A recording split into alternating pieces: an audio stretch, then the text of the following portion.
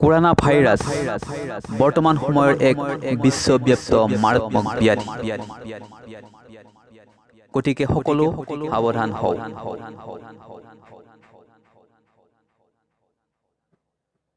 আধা ঘণ্টাৰ মূৰে মূৰে হাত দুখন ভালদৰে ধুই ল'ব। বাহিৰলৈ গৈ আহিলে কাপোৰ মুখ হাত ধুই ঘৰৰ ভিতৰত প্ৰৱেশ কৰিব। কিছুমানে যদি ইয়াক ভেঙুচালি কৰিছে, মনত ৰাখিব সকলোৱে এই ক্ষেত্ৰত সাৱধান হোৱা উচিত। অচিনাকি মানুহৰ পৰা বিৰত থাকক।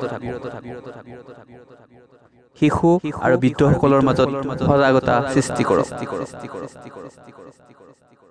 ভুৱা বিজ্ঞাপনত ভুল নাযাব। বিশেষজ্ঞ চিকিৎসক আৰু চৰকাৰৰ পৰামৰ্শ গ্ৰহণ কৰক। নিজেও বাচক আৰু আনকো বচাওক।